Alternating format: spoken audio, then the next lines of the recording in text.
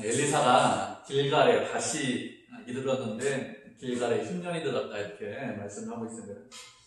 길갈에 엘리사가 다시 온 이유가 무엇인가 하면 선지자 학교가 있기 때문에 그렇습니다. 엘리사의 스승이죠. 엘리야도 승천하기 이전에 길갈에서 베델에서 여리고로 이렇게 움직였는데 엘리사가 그 스승인 엘리야를 따라다녔습니다. 엘리야가 그렇게 한 것은 길갈과 베델과 여리고에 선지자 학교가 있기 때문에 마지막으로 승천하기 전에 선지생도를 보기 위해서 후배들에게 사역을 맡기기 위해서 그렇게 한 것이죠. 엘리사도 자신의 스승처럼 제자들을 돌보기 위해서 다시 길갈에 왔습니다. 그러자 제자들이 어떻게 하고 있습니까? 엘리사 앞에 앉았다 이렇게 말씀을 하고 있죠. 제자들이 엘리사 앞에 앉은 이유가 무엇인가 하면 엘리사로부터 이 말씀을 듣기 위해서 앉은 것입니다. 엘리사는 자신들의 스승이기도 하고 또 하나님의 말씀을 전하는 선지자이기 때문에 그래서 그 앞에 앉아서 말씀을 듣기 위해서 앉아 있는 거죠. 엘리사가 활동하던 시기 어떤 시기입니까? 악한 시대죠. 북이스라엘에서 활동을 했는데 하나님의 말씀과 은혜가 점차 소멸해가는 그런 시대에서 활동하던 선지자입니다. 하나님을 섬기기보다는 우상을 섬기고 우상의 선지자들이 대우를 받던 그런 시기인데 하나님의 말씀을 사모하지 않고 그렇게 자기 갈 길로 가던 그런 시대인데 그런데 제자들은 하나님의 말씀을 듣기 위해서 하나님의 말씀을 사모해서 이렇게 엘리사 앞에 앉아 있습니다. 이렇게 어려운 시기인데 하나님을 멀리하기보다는 다른 것을 더 중요하게 생각하기보다는 말씀을 듣기 위해서 모였습니다. 우리 시대도 비슷합니다. 하나님의 말씀을 듣기보다는 다른 것들을 훨씬 더 중요하게 생각하는 그런 시대죠. 세상에 있는 것들이 우리를 유혹합니다. 그리고 세상에 있는 것들이 더 가치가 있다 이렇게 생각하는 사람들이 훨씬 더 많이 사는 그런 세대인데 이렇게 주님 앞에 모여서 예배드리고 하나님의 말씀을 듣고 하나님의 뜻이 어디 있는지 이렇게 살피는 것 상당히 중요합니다. 어느 시대나 우리 같은 사람들이 있었습니다. 시대는 점점 어두워지지만 그래도 말씀을 듣고 말씀대로 살아가겠다고 그렇게 하는 사람들이 있었습니다. 하나님께서는 이런 사람들을 통해서 당신의 일을 하십니다. 이런 사람들을 사랑하시고 이런 사람들을 위하시고 이런 사람들과 함께 하십니다. 그렇기 때문에 우리가 어떻게 됩니까? 모이기에 열심을 내야 돼요. 그리고 하나님의 말씀을 사모하셔야 됩니다.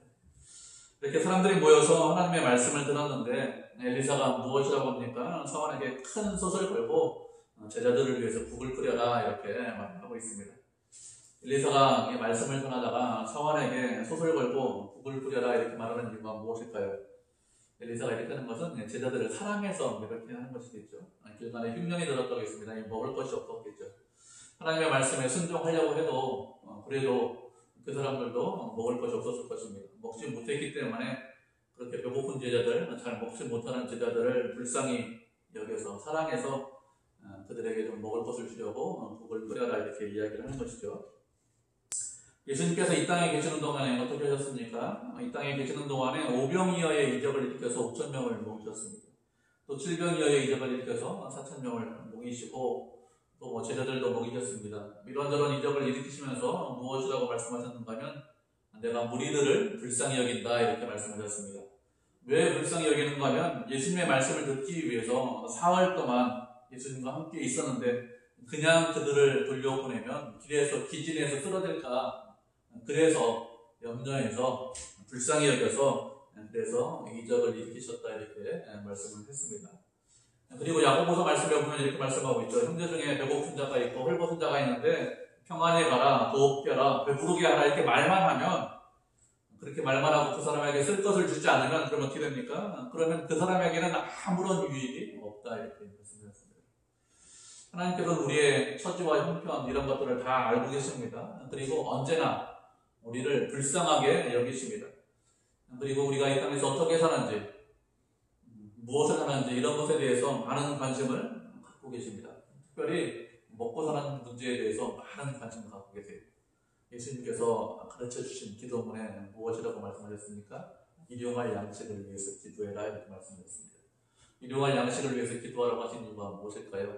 일용할 양식을 책임져 주시기 때문에 그렇게 기도하라는 것이죠. 그리고 하나님께서는 고아와 과부의 아버지시라고 했습니다. 왜 이렇게 말씀하십니까? 그렇게 힘든 사람들, 어려운 사람들을 관심 가지시고 그 사람들을 돌보시기 때문에 이런 말씀을 하시는 것이죠. 이렇게 힘들고 어려운 사람을 돌보시고 또 우리에 대해서 많은 관심을 갖고 있기 때문에 우리가 어떻게 될까요? 우리가 어려운 문제가 있을 때, 힘든 문제가 있을 때 그것을 가지고 주님 앞으로 가지고 나오셔야 됩니다. 힘들고 어려울 때 그 문제를 가지고 주님 앞으로 가지고 나오면 하나님께서 그 문제를 해결해 주십니다. 12해 동안 혈우병 앓은 여자가 어떻게 했습니까? 예수님 그냥 옷자락만 만져도 그래서 나 고침받지 않을까? 아무도 모르게 내가 그냥 살짝 가서 만지면 내가 고침받을 수 있어. 이렇게 생각해서 살짝 만졌는데 어떡하죠? 예수님 고쳐주셨습니다. 왜 그 질병을 고쳐주셨습니까? 그 여인이 불쌍해서 그렇게 하신 것이죠. 12해 동안 혈우병 앓았으니까 얼마나 고통을 많이 당했을까요? 그런데도 고치지 못하고 여전히 질병 가운데 있는데, 그런데 예수님께서 그 여인의 마음을 아시는 것이죠. 그 여인의 간절한 마음, 병을 고치고 싶은 마음, 그 마음을 아시기 때문에 불쌍히 여겨서 고쳐주셨습니다. 그렇기 때문에 우리가 어떻게 됩니까? 어려움이 있을 때 낙심하거나 실망하는 것이 아니라 주님 앞에 나와서 주님께 어려움을 해결해 달라고 우리가 기도하고 간구해야 되겠죠. 그럼 어떻게 합니까? 그러면 하나님께서 선하게 인도해 주십니다. 어려움을 해결해 주시고 고난에서 건져 주십니다. 특별히 먹고 사는 문제는 더 그래요. 먹고 사는 문제는 더 그렇습니다. 우리가 이 땅에서 먹을 것이 없어서 먹고 사는 문제 때문에 아침 일찍 일어나서 저녁 늦게까지 일하고 먹고 사는 문제 때문에 그렇게 그것만 신경 쓰고 다른 것은 신경 쓰지 못하고 아무것도 하지 못한다. 이렇게 되면 어떻게 될까요? 그 사람이 하나님의 일을 할 수 있고 하나님의 뜻대로 할 수 있을까요? 그렇게 하는 거 쉽지 않습니다. 그러면 자기 먹고 사는 거 신경 써야 되기 때문에 그렇게 하는 게 얼마나 어려울까요? 하나님께서 원하시는 것은 그렇게 우리가 먹고 사는 거 신경 쓰지 말고 무엇을 먹을까, 무엇을 입을까, 무엇을 마실까 이런 거에 대해서 염려하지 말고 그것이 아니라 먼저 그의 나라와 그의 의를 구하라고 했습니다. 그렇게 하면은 먹고 사는 문제를 해결해 주시겠다 이렇게 말씀드렸습니다. 그렇게 하시는 이유가 무엇이냐? 하나님의 뜻에 순종하기를 원해서 하나님께 영광 돌리기를 원해서 그래서 우리의 사는 문제, 먹고 사는 문제를 해결해 주십니다. 사람이 말씀하시기를 떡으로만 사는 것이 아니라고 했죠. 하나님의 말씀으로 산다는 것을 깨닫게 하기 위해서 그래서 우리가 사는 문제를 해결해 주십니다. 이렇게 엘리사가 큰 솥에 국을 끓이라고 하자 어떤 사람이 채소를 캐기 위해서 들어 나갔습니다. 그래서 들 포도동굴을 만나서 들 호박을 따고 그것을 옷자락에 채워가지고 와서 국을 끓였는데 그 국이 무엇인지 그 넣은 것이 무엇인지 잘 알지 못했다 이렇게 말씀하고 있습니다. 들 포도동굴에서 들 호박을 땄다고 했습니다. 들 포도동굴이면 포도를 따야 되는데 왜 호박을 딸까 이렇게 생각을 할 수 있겠죠. 들 포도동굴이라고 했는데 들 포도동굴과 같은 그런 동굴에서 호박을 땄다고 들 호박을 땄다고 했습니다. 들 호박이라고 말씀하고 있는데 이 들 호박이라는 것은 우리 주변에는 이런 것이 별로 없어요. 들 호박은 찾아보니까 노란 열매인데 먹으면 쓰고 그리고 어지러움이나 구토 증상을 일으키는 그런 열매가 들 호박이라고 합니다. 채소를 구하기 위해서 들러 나갔는데 채소는 없고 들 호박을 땄다는 것은 그 당시에 가뭄이 너무 심하기 때문에 그거밖에 남지 않은 것이죠. 다른 사람들이 이 열매를 따가지 않은 것은 이 열매를 먹으면 안 된다는 것을 알기 때문에 따가지 않았을 것입니다. 근데 어떤 사람이 그 들 호박을 따가지고 와서 국을 끓이는 가마솥에 넣었습니다. 들 호박인 줄 모르고 그냥 야생 열매인 줄 알고 그냥 넣었겠죠. 이렇게 들 호박을 국에 넣고 국을 끓인 이후에 사람들에게 이 국을 나눠 주었습니다. 그렇게 되니까 어떻게 되었습니까? 사람들이 국을 먹다가 소리를 쳤습니다. 하나님의 사람이여, 이 솥에 죽음의 독이 있나이다 하면서 크게 소리를 쳤겠죠. 사망의 독이 있습니다. 뭐 이렇게 크게 외친 것은 아니고 솥에 사망이 있습니다. 뭐 이렇게 외쳤습니다. 사망의 독이 있습니다. 이렇게 하는 것은 약간 의역을 했습니다. 국이 너무 썩겠죠. 그러니까 맛을 보고서 이거 먹으면 안 되는데, 이거 먹으면 어지럽고 토하는데, 뭐 이렇게 생각해서 소리를 쳤습니다. 이렇게 솥에 사망이 있기 때문에, 독이 있기 때문에 능히 먹지 못했다고 했습니다. 사람들은 배가 고파서 먹고 싶었지만 먹을 수 없었습니다. 이런 소리를 듣는 엘리사가 무엇이라고 합니까? 가루를 가져오라고 해요. 그래서 가루를 그 숲에 던져라 이렇게 말씀하고 있습니다. 가루라는 것은 그 당시 사람들이 먹던 밀가루를 말합니다. 밀가루를 숲에 던지고 그리고 그것을 사람들에게 퍼다 주어라 이렇게 이야기하죠. 그러자 숲 가운데 있던 독이 없어졌다 이렇게 말씀하고 있습니다. 이렇게 숲 가운데 있던 독이 없어진 것은 밀가루에 어떤 능력이 있기 때문에 숲 가운데 있는 독이 없어진 것은 아니겠죠. 아니면 그렇게 독이 있는 솥에 밀가루를 넣으면 그것이 중화되어서 그래서 독이 없어진 것도 아닐 것입니다. 그렇게 독이 없어진 것은 엘리사가 하나님의 사람이기 때문에 그 하나님의 사람이 능력이 있다는 것을 말씀하기 위해서 그래서 이런 이적이 일어난 것입니다. 이전에 여리고에서 물이 나빠 토산이 익지 못하고 떨어진다고 할 때 엘리사가 어떻게 하죠? 물에 근원에 가가지고 소금을 던집니다. 그랬더니 그 여리고의 물이 지금까지 좋았다 이렇게 말씀하고 있습니다. 그때는 소금을 던져서 물을 붙였고 지금은 밀가루를 던져서 독을 붙였습니다. 이렇게 독이 없어지고 물이 좋아진 것은 하나님께서 은혜를 베풀어 주셔서 독이 없어진 것입니다. 다른 무엇이 그렇게 한 것이 아니라 하나님의 은혜와 사랑 때문에 이렇게 된 것이죠. 이렇게 엘리사가 독이 있는 솥에 밀가루를 던져서 독을 없앤 것은 이 엘리사가 단순히 하나님의 사람이야 이런 능력이 있어 이것을 말씀하기 위해서 이것을 기록한 것은 아니겠죠. 단순히 솥에 있는 독이 없어졌다는 것은 무엇을 말씀하기 위해서 이것을 기록했는가 하면 이스라엘의 영적인 상태가 어떤지를 말씀하기 위해서 이것을 상징적으로 보여주고 있는 것입니다. 지금 이스라엘의 영적인 상태가 어떤 상태인가 하면 하나님의 말씀을 듣는 것보다는 우상을 숨기고 우상을 따라가고 있기 때문에 영적으로 흉년이 들어있는 그런 상태죠. 이렇게 영적으로 흉년이 들어서 아무것도 먹을 것이 없고 허기진 상태인데 지금 이스라엘 백성들이 무엇을 먹고 있는가 하면 들에 있는 독이 있는 열매로 뿌린 국을 먹고 있다는 것입니다. 이방 선지자들이 하는 말을 믿고 우상을 섬기고 우상이 세상의 최고인 것처럼 우상이 전부인 것처럼 그들이 살고 있습니다. 이렇게 하는 것은 독이 들어있는 열매로 뿌린 국을 먹는 거나 다름이 없겠죠. 이렇게 독이 있는 열매 그렇게 끓인 국을 계속해서 먹으면 어떻게 될까요? 그러면 그 사람들은 죽을 수밖에 없습니다. 그런데 이스라엘 백성들은 어떻습니까? 독이 있는 국을 먹으면 또 자신들이 먹고 있는 것이 독이 있는지 독이 없는지 그것도 알지 못하고 있습니다. 선지자의 제자들은 국에 사망이 있습니다. 국에 독이 있습니다. 이렇게 하면서 국을 먹지 않고 있죠. 그런데 이스라엘 백성들은 그렇지 않습니다. 자신들이 사망을 먹고 있다는 것을, 자신들이 독을 먹고 있다는 것을 알지 못하고 있습니다. 그래서 점점 악해지고 있고 점점 나빠지고 있는데 그것도 제대로 깨닫지 못하고 있다는 것입니다. 이렇게 영적으로 점점 죽어가고 있는데 이런 영적으로 점점 죽어가고 있는 문제를 해결할 수 있는 방법이 무엇이 있을까요? 해결할 수 있는 방법은 하나님 앞으로 돌아와서 하나님의 은혜 가운데 거하는 것입니다.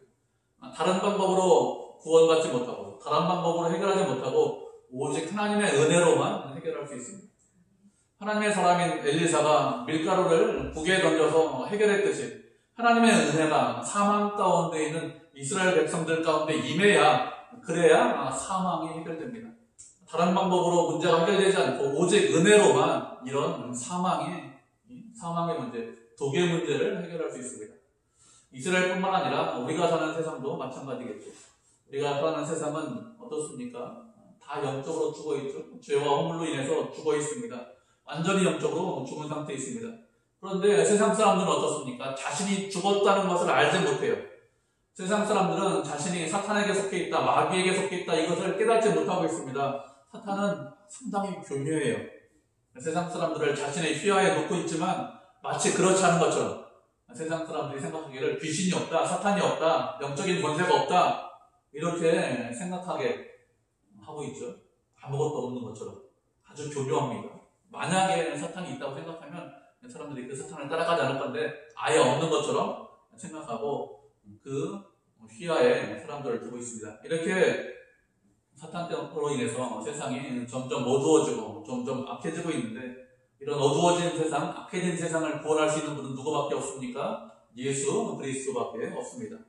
세상에 있던 어떤 것도 죽음을, 사망을 세상에서 구원할 수 있는 것은 아무것도 없습니다. 오직 예수님의 은혜만이 세상을 구원할 수 있습니다. 그런데 세상 사람들은 그렇게 생각하잖아요. 제도가 잘못되었기 때문에 제도를 정비하면, 법을 좀 고치면, 이전 시대에는 교육을 좀 덜 받았기 때문에 교육을 더 많이 받으면, 환경과 조건이 좀 더 좋아지면, 그러면 사람들이 변하겠지, 세상이 변할 수 있어, 이렇게 생각하는데, 그런데 그건 어리석은 것이죠. 그런 식으로 생각하는 것은 세상이 왜 악한지 그것을 알지 못하는 것입니다. 악한 본질을 알지 못하기 때문에 그런 식으로 생각하는 것이죠. 이런 말을 하는 사람들은 환경이 아무리 많이 좋아지고 사람들이 아무리 교육을 많이 받아도 그래도 세상이 변하지 않는다는 것을 깨닫지 못합니다. 왜 세상이 변하지 않을까요? 세상이 변하지 않는 것은 사람들이 영적으로 죽어있기 때문에 그렇습니다. 사람들은 죽어있고 악한 마귀 사탄이 그 사람들을 배후에서 조종하고 있는데 그것을 알지 못하기 때문에 그래서 교육을 많이 시키면 환경이 좋아지면 법을 고치면 그러면 세상이 좋아지겠지 이렇게 생각하는 것입니다. 그렇지 않습니다. 이렇게 죽어있는 세상, 이렇게 사망의 독이 퍼져있는 세상, 그 세상을 새롭게 하실 수 있는 분은 오직 예수 그리스도 한 분밖에 없습니다. 예수님만이 우리에게 생명을 줄 수 있고 예수님만이 우리에게 은혜를 줄 수 있고 예수님만이 우리에게 구원을 줄 수 있습니다. 다른 어떤 것도 그렇게 하지 못하지만 예수님은 그렇게 하실 수 있습니다. 그렇기 때문에 우리는 어떻게 될까요? 우리가 어떻게 되는지 말씀을 한 구절 보도록 하겠습니다. 베드로전서 2장 9절 10절입니다.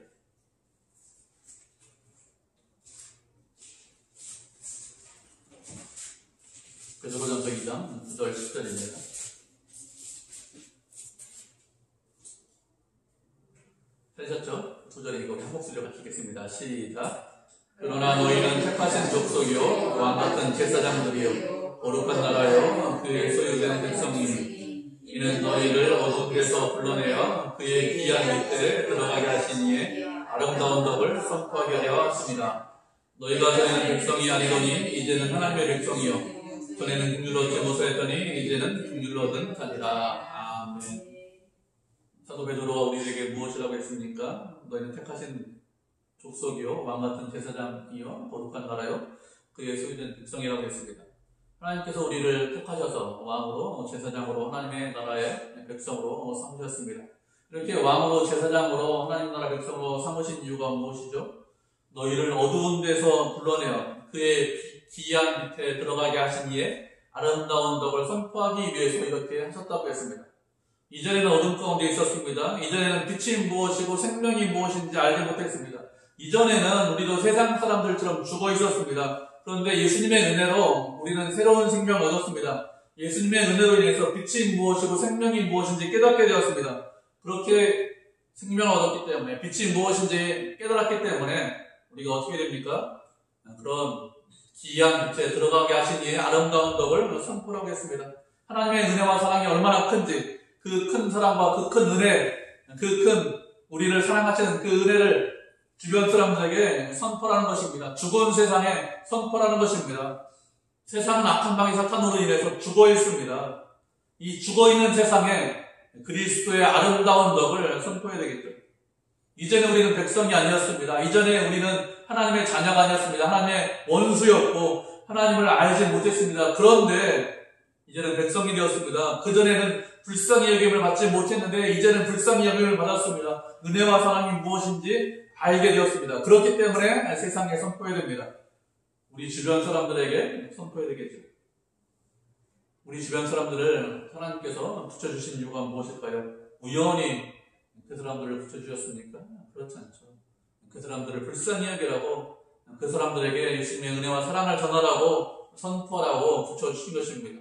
그렇기 때문에 주변 사람들에게 주님의 아름다운 덕을 선포해야 되죠. 그렇게 선포해서 어떻게 됩니까? 죽음으로 향하고 있는, 죽어있는, 계속해서 독을 먹고 있는 그런 세상 사람들을 건져내야 되겠죠. 더 많은 사람들이 우리와 같이 하나님의 은혜와 사랑 가운데 거할 수 있도록 해야 됩니다. 그렇게 하라고 우리를 먼저 불러주신 것이죠. 나만 구원받았으니까 이제 나만 행복하면 되지 이렇게 생각하시면 그러면 잘못된 것입니다. 복음 전하라고 축복의 통로가 되도록 복을 전하는 사람이 되라고 우리를 불러주셨기 때문에 그렇게 하는 것이 하나님의 뜻이겠죠. 42절부터 44절까지의 말씀을 보면 어떤 사람이 바알 살리사에서부터 찾아와서 처음 만든 보리떡 20개와 한 달의 채소를 엘리사에게 주었다 이렇게 말씀을 하고 있습니다. 근데 보리떡 20개와 한 달의 채소를 가지고 100명이 나눠 먹었다 이렇게 말씀하고 있습니다. 이 말씀을 보면 어떤 말씀과 유사한가 하면 오병이어 이적과 상당히 유사합니다. 어떤 사람이 바알 살리사로부터 찾아와서 처음 만든 보리떡 20개를 엘리사에게 주었다 이렇게 말씀하고 있죠.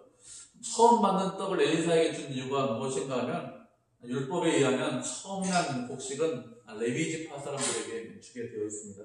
이렇게 율법에 순종해서 처음 난 곡식으로 이 보리떡을 만들었죠. 그래서 하나님의 사람인 엘리사와 그리고 그 제자들에게 주었습니다. 이렇게 엘리사에게 보리떡 20개와 한 자루의 채소를 주자 엘리사가 사환에게 무엇이라고 합니까? 무리에게 주어서 제자들에게 주어서 먹게 하라 이렇게 이야기합니다. 그러자 사환이 무엇이라고 대답합니까? 내가 어찌해서 이것을 무리에게 줄 수 있겠습니까? 이렇게 이야기합니다. 무리는 100명이고 보리떡은 20개밖에 없는데 이렇게 어떻게 이 20개의 보리떡을 가지고 100명을 다 먹일 수 있겠습니까? 100명을 먹일 수 없습니다. 이렇게 말을 하는 것이죠. 예수님께서 오병이어의 이적을 일으킬 때 베드로의 동생인 안드레가 무엇이라고 합니까? 여기 한 아이가 보리떡 5개, 물고기 2마리를 가지고 있는데 그러나 이것이 이 많은 사람들에게 무슨 얼마나 되겠습니까? 어느 정도나 이것으로 먹일 수 있겠습니까? 이렇게 이야기합니다. 많은 사람들, 남자만 5,000명이 모였는데 물고기 2마리, 보리떡 5개 가지고 할 수 있는 것이 무엇이 있을까요? 할 수 있는 것이 아무것도 없다 이렇게 말하고 있죠. 엘리사의 사환의 말대로 보리떡 20개 가지고 어떻게 100명을 먹을 수 있습니까? 이렇게 말을 하고 있죠. 어떻게 보면 당연한 이야기 같습니다. 그런데 물고기 2마리와 보리떡 5개를 예수님께 드리자 어떻게 되었습니까? 그것을 가지고 5,000명이나 배부르게 먹고 그리고 12바구니가 남았다 이렇게 말씀하고 있습니다. 20개의 보리떡을 하나님 앞으로 가져오자 그렇게 되니까 어떻게 되었습니까? 그것으로 100명이나 먹었다고 했습니다. 그것이 아무것도 아니지만 그것을 하나님 앞으로 가져오면 어떻게 될까요? 하나님께서는 그 아무것도 아닌 것을 사용해서 모든 사람들이 풍성하게 먹고 남을 수 있게 하십니다. 이것이 하나님의 은혜고 하나님의 능력이죠. 내가 가지고 있으면 보리떡 5개, 물고기 2마리 내가 가지고 있으면 아무것도 아니죠. 내가 한 끼 양식, 우리 가족 한 끼 양식 이 정도밖에 되지 않습니다. 그런데 그것을 하나님께 드렸더니 그걸 가지고 하나님께서 어떻게 하셨습니까? 5,000명을 먹을 수 있도록 하셨습니다. 그것도 남자만 5,000명 먹을 수 있도록 하신 것이죠. 그러면 물고기 2마리, 보리떡 5개 없으면 못 먹이십니까? 그렇지 않죠. 아무것도 없어도 얼마든지 먹일 수 있습니다. 하나님께서 능력을 갖고 계시기 때문에 얼마든지 먹일 수 있습니다. 이스라엘 백성들이 광야 40년 동안 만나를 먹었습니다. 광야에 있는 이스라엘 백성들 남자만 60만 명, 가족까지 합하면 200만에서 한 300만 또 더 되는 그 사람들이 40년 동안 만나를 먹었습니다. 반석에서 물이 나왔습니다. 발이 부르트지지 않고 의복이 해지지 않았습니다. 하나님께서는 얼마든지 아무것도 없는 곳에서 은혜를 베풀 수 있고 능력을 베풀 수 있습니다. 무엇이 필요한 것이 아니죠. 그런데 하나님께서 어떻게 하셨습니까? 어린아이가 가져온 그 물고기와 보리떡을 사용하셔서 사람들을 먹이셨고 또 20개의 보리떡을 가지고 100명을 먹이셨습니다. 우리도 마찬가지죠. 우리도 우리의 것을 하나님께 드리면 그것을 가지고 하나님의 일을 하십니다. 하나님의 능력이 없어서 그렇게 하실까요? 그렇지 않죠. 우리가 없어도 되고 아무것도 없어도 되지만 하나님께서 스스로 모든 것을 잘 하실 수 있지만 그렇게 일하시지 않고 우리가 드리는 아주 적은 것을 가지고 당신의 일을 하십니다. 그렇기 때문에 우리는 어떻게 될까요? 그것이 작은 것이지만 아무것도 아니지만 내 것을 드릴 수 있어야 됩니다. 내 시간도 드리고 마음도 드리고 정성도 드리고 이런 것들을 드리면 작은 시간들이지만 어떻게 하시죠? 그것을 통해서 큰 일을 하십니다. 하나님께서는 오병이어의 이적을 일으키십니다. 우리 것들을 사용해서 하나님의 일을 하십니다. 사환이 엘리사에게 어찌 이걸로 이 20개 가지고 어떻게 100명을 줄 수 있습니까? 이렇게 묻자 엘리사가 무엇이라고 대답합니까?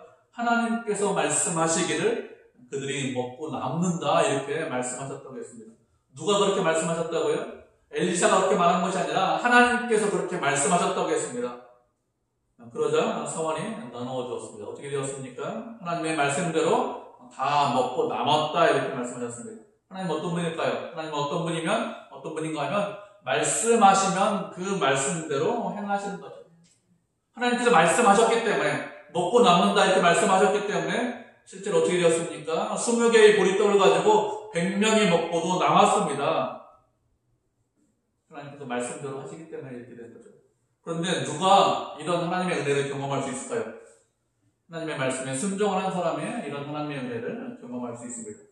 하나님께서 그렇게 먹고 남다 말씀하셨는데 제 경험으로는, 제가 알고 있는 지식으로는, 제가 알고 있는 상식으로는, 제가 가지고 있는 이론 가지고서는 그런 일은 도저히 있을 수 없습니다. 어떻게 20명을 가지고 100명이 먹고 남을 수가 있겠습니까? 이렇게 말하면서 사환이 엘리사의 말에 순종하지 않았다면 어떻게 되었을까요? 사람들이 먹고 그렇게 남을 수 있었을까요? 그렇지 않죠. 순종했습니다. 하나님께서 말씀하신 걸 먹고 남는다 이렇게 말을 하자 엘리사가 사환이 그 말을 듣고 순종했습니다. 그래서 사람들에게 나누어 주었더니 먹고 남았죠. 누가 하나님의 은혜를 경험할 수 있습니까? 순종하는 사람이 하나님의 은혜를 경험할 수 있습니다. 엘리사의 스승 엘리야죠. 사렙다 과부에게 왔을 때 사렙다 과부가 무엇이라고 합니까? 나뭇가지를 주워다가 불을 피워서 이제 아들과 함께 마지막으로 떡 먹고 죽으려고 합니다. 엘리야가 뭐라고 합니까? 그 떡 네가 먹지 말고 나한테 먼저 하나 가져와라. 그 이후에 이제 너하고 내 아들하고 떡 만들어서 먹어라 이렇게 이야기합니다. 엘리야가 이런 말 하는 거 쉬웠을까요? 쉽지 않죠. 이 가난해서 먹고 죽어야 되는데 마지막 떡인데 너 나한테 먼저 가져와. 왜 이런 말 합니까? 하나님께서 말씀하셨기 때문에 그렇게 이야기하죠. 과부의 입장에서 생각해보면 과부도 이제 마지막으로 아들과 이제 먹고 죽는데 이 떡 달라고 하는데 내가 줄까? 말까? 엘리야의 말에 순종하는 거 쉽지 않죠. 그렇지만 순종했습니다. 어떻게 됐습니까? 먼저 엘리야에게 떡을 주자 그 집의 통에 가루가 떨어지지 않고 기름이 떨어지지 않다고 했습니다. 이렇게 말씀에 순종하면 하나님의 은혜를 경험할 수 있죠. 누가요? 순종하는 사람의 은혜를 경험할 수 있습니다. 하나님께서 우리에게 순종을 말씀하시는데 풍족한 가운데 여유가 있는 가운데 순종해라 이렇게 말씀하시는 것이 아닙니다. 우리의 순종, 하나님 말씀에 순종하는 것은 우리의 지식을 뛰어넘는 순종을 원하시죠. 우리의 경험을 뛰어넘는 순종을 원하십니다. 하나님께서 이 세상의 주인이시라는 것을 깨닫는, 그렇게 고백하는 그런 순종을 원하시죠. 먼저 그렇게 하나님을 하나님으로 인정하는 그런 순종을 원하시는 것입니다. 내 지식이나 경험이나 내가 믿고 의지하는 것, 그런 것들을 의지하는 것이 아니라 말씀이 우선이라는 것을, 하나님이 우선이라는 것을 알고 순종하면 그러면 그 사람이 은혜와 사랑을 경험할 수 있습니다. 그렇기 때문에 우리가 어떻게 될까요? 그렇기 때문에 먼저 말씀에 순종하셔야 됩니다. 먼저 말씀에 순종하는 것이 가장 우선이죠. 그렇게 하면 하나님께서 살아계시고 역사하시고 우리와 함께 하신다는 것을 우리가 눈으로 직접 볼 수 있습니다. 오늘 말씀은 엘리사가 일으킨 이적 중에서 주로 먹는 것에 관해서 말씀을 하고 있습니다. 이적에 관해서 말씀하고 있는데 하나님께서 우리를 사랑하시죠. 우리를 불쌍히 여기십니다. 그래서 우리가 세상에서 어떻게 사느냐, 무엇을 하느냐 이런 것에 대해서 많은 관심을 갖고 계십니다. 그리고 우리를 사랑하신 하나님께서 우리를 언제나 책임져 주십니다. 일용할 양식을 주시고 우리를 언제나 선하게 인도하시죠. 그렇게 하는 것은 말씀드렸듯이 말씀에 순종을 하고 언제 어디서나 하나님의 뜻대로 살기를 원해서 그렇게 하시는 것이죠. 그렇게 우리의 인생을 책임져 주십니다. 우리는 지금까지 어떻게 살았죠? 광야 같은 세상에서 어떻게 살았습니까? 우리의 실력으로, 우리의 능력으로 지금까지 살았습니까? 만약에 그랬다면 교회 안 왔죠.